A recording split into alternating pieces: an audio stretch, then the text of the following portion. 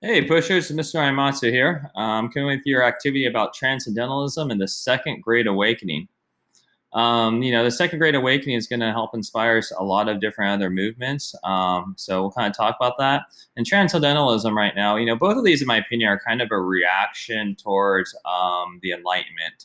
And, for those that take AP European history, if you remember, we kind of have a little bit of these dark ages and these feudal systems, and then the Enlightenment kind of comes in and talks about natural rights and all these items, and it's really scientific. And if you remember, at the end of the Enlightenment, there's another like enlightened one, but it's kind of doesn't sound so enlightened. It's called Romanticism. It's a lot more emotional, not so much rational and scientific, but a lot more of nature and expressing emotions and revolution. And that is very similar to what's happening in Transcendentalism. These worldwide movements of culture, we are very linked, with European culture. We're still getting ships, we're still getting trade, we're still getting books, we're still getting news, we're still getting literature, and that shared experience, is going across the Atlantic and making changes here in the United States. I don't know if they kind of started independently of each other, just kind of reacting at the same time, or if there's a few romantics that came over here. We know that Thomas Jefferson would have been considered a little bit of a romantic. You can see it in his quote that a little violence from time to time is good, for fertilizing the tree of liberty with the blood of tyrants and patriots, right? That's a very romantic value. Revolution is okay. Emotion's good. To die for one's country is a great idea. Love of nature, and a very actually now more emotional view of God as well. The Enlightenment of the 1700s and the American Revolution, that happened after the First Great Awakening, it kind of forced things to be scientific and rational. And especially when they also spoke about God, they saw God as kind of like a clockmaker, not so involved. And the Second Great Awakening is going to reawaken those emotions. And that's why it's called the Second Great Awakening, because it's like the First Great Awakening happened, and then we had the Revolution, and it was really kind of focused on these things. But you could say the American Revolution was kind of a form of romanticism because it was violent and emotional at certain levels as well. But really, the Second Great Awakening of the 1820s and 30s is happening, and it's going quite strong. And it's happening at the same time that we see the expansion of the rights to vote to people, right? So we're seeing kind of like political and religious fervor happen at the same time, or another word for fervor, if you want to use that, would be great to use on an essay, but excitement, right? There's political and religious excitement. These are all happening. Social excitement. It's history is always a dynamic moving experience, right? I mean, what we've been going through and what we know about, is definitely emotional and a crazy experience. So, anyways, both of these are reactions towards that rational view of life, towards that idea that God simply wound a clock and put us here, and we have our own rational decisions that we make, and He's not really involved in our lives, or going back in a reaction to the Industrial Revolution and the mechanics of clocks and bells and wages and doing stuff in a factory setting and getting back to nature, right? That's what the Transcendentalists are going to do. They're going to be kind of like hippies, actually, kind of like little, almost baby communists, at certain levels. And this, too, is when Marx and Engels are fomenting their ideas about the Communist Manifesto and looking back at the factories and the industrial life of the cities with their crime and their filth and their horrible working conditions and how they treat women and, alcoholism and poverty and all these different things happening, and really criticize the Industrial Revolution, really saying, is this really wealth for all? Is it only wealth for a few while the rest of us kind of suffer? This Industrial Revolution, this alignment, those are two really pushing forces are scientific. And you kind of notice in history, I mean, you can see it with specifically our country, with presidents, like we seem to go back and forth from party, right? We go Democrat and we go to Republican, then we go back to Democrat, right? We kind of go back and forth. And that's what these movements are doing too. We've gone so far here towards rationality that some people are going to go back over to emotion. And, that's what kind of pushes both Transcendentalism and the Second Great Awakening. Transcendentalism really more of a focus towards the Industrial Revolution, social causes, but definitely has a religious point of view as well. And the Second Great Awakening, is really going to have significant effects on the temperance movement, but most importantly, it's really going to have important effects on the abolition movement. Some of the most famous writers of the Second Great Awakening that you guys are going to learn about are going to come to the forefront of the abolition movement and be on the front lines, whether it be through literature, whether through word, politics, or just pure action, as in John Brown would do, whether it be in Bleeding Kansas or raiding Harper's Ferry to actually start a civil war to free the slaves. So this religious fervor is going to transform itself into social actions as well. So, and that's why you got to know about it. So Transcendentalism, really interesting in English class my junior year. I did an entire project of Transcendentalism. So, what the belief is, and it's pretty interesting, this is I think it's Dutch, De Friedrich. So it must be German, but this you guys have seen this wanderer above the sea fog, right? And you've seen this probably picture before, and had this man by himself looking at the largeness and vastness of the universe. Well, this is a romantic painting, but notice I put Transcendentalism and it shows up, right? And you see nature, right? And you see these guys, right? So there's this one dude. Sorry, dude, not appropriate. But two of the most famous ones are Henry David Thoreau and Ralph Waldo Emerson. Thoreau is kind of known a little bit more. He kind of just had a pond that he lived on and basically was his own farmer and survived on everything that he needed. And he wrote an entire book. I don't know how long it was, I forgot, but he spends I think months basically just looking at the pond and watching what happens in the pond and documents those things.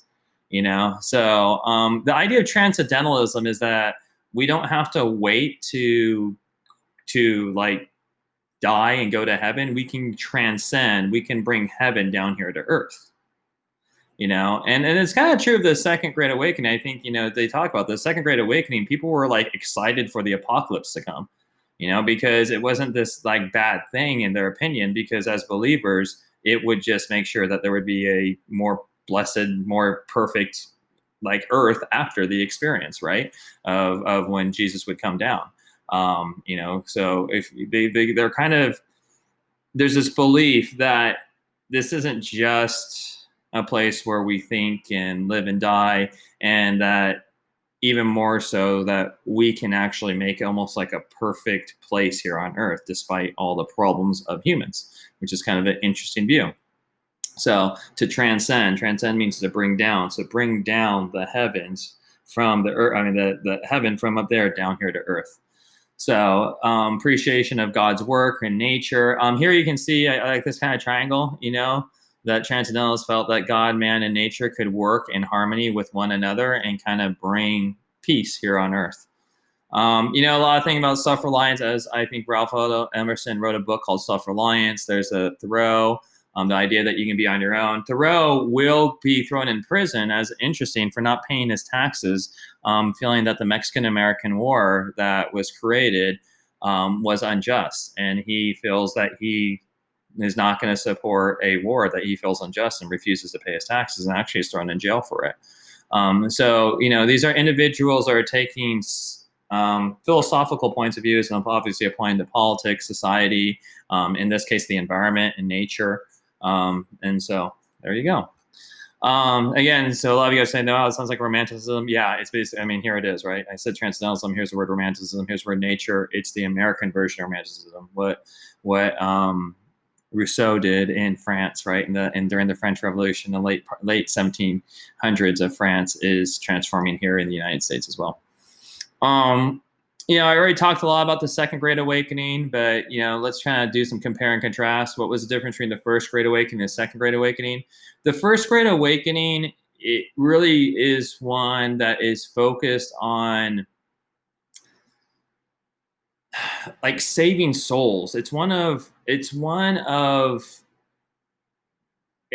a view of God, and I like to tell some students, the first half of the Bible. In the first half of the Bible, the Old Testament, we really have a vengeful God. If you look at him, he is a person that punishes. And I said he, but he punishes individuals and even entire cities or entire societies for their actions. Right?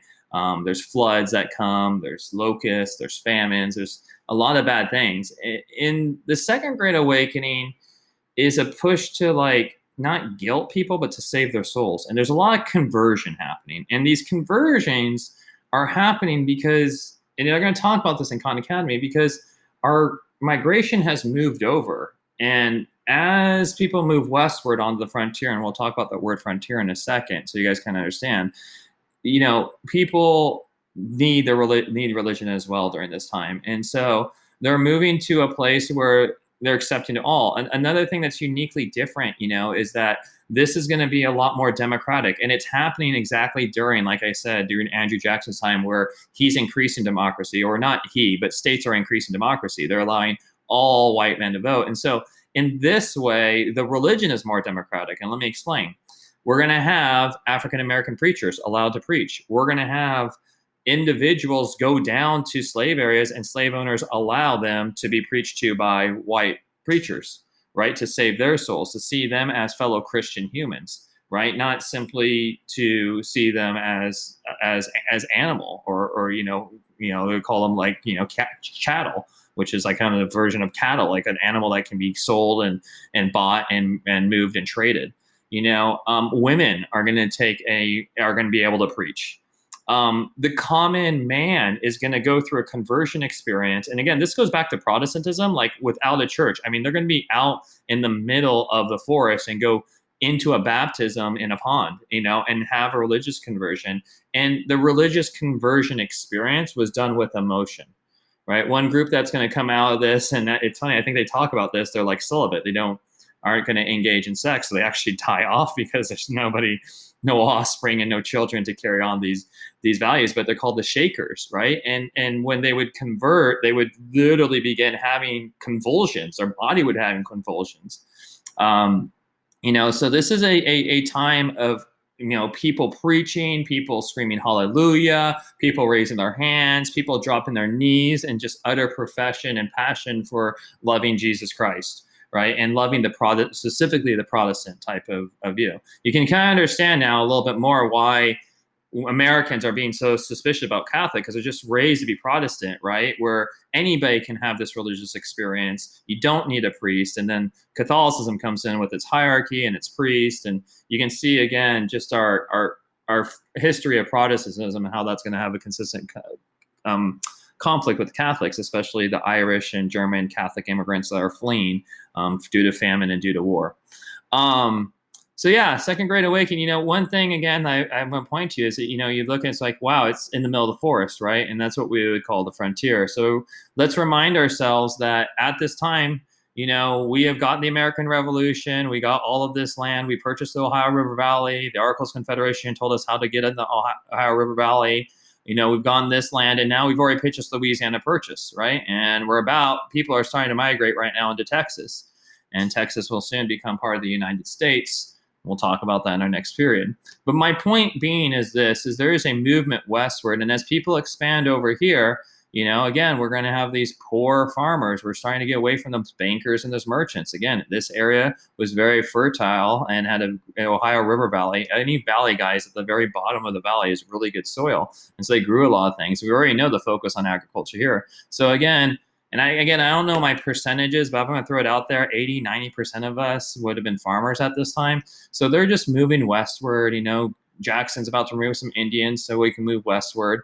And as they're moving westward, there's not churches established, right? There's not these things. So you have to go to the people. And so you go to these people in these large camp meetings. They're going to talk about, they have these large camp meetings, and you would hear about the camp meetings and you're like, oh my gosh, hey, this is my opportunity to have that conversion experience I've been hearing everybody else having. I heard this, some people over in Ohio had it. I'm in Illinois. Dude, I'm so excited. And so thousands of people would join these camp meetings to learn about, you don't have established churches. So to get their religion at this time and to engage in this emotional experience that everybody else was engaging at that time and spoke so highly of. So, this movement of the Second Great Awakening, it has, that's true of history, right? It's not just one thing. There's so many things that are happening. It's a reaction to the Industrial Revolution. It's a reaction towards the Enlightenment over in Europe and this kind of God that isn't involved in our life. It's a reaction as more and more men get the right to vote, that they obviously, feel that they're getting some kind of support through religion as well. Like this expansion towards voting is also expansion to access religion. Preachers are showing up. You don't have to go through a system like Protestantism that always does. Women are showing up. And, really most importantly is a lot of individuals of Second Great Awakening having this kind of not old school Old Testament view, but kind of a forgiving, loving God that can always forgive you as long as you convert and you believe in Him, can bring you to heaven. That whole view is what they're going to use to really fire up the abolition movement and say, these African Americans, some of them are Christians, and how dare we treat our fellow Christians like that? And some of you guys are going, well, that kind of sounds like something else I heard. And you remember, Bartolomé de las Casas from Spain goes all the way from Spain, and he goes to Hispaniola, Cuba, and he watches what the conquistadors are doing, and he comes back and writes a book and goes, how can we be doing this to the Native Americans in the New World when they are Catholic?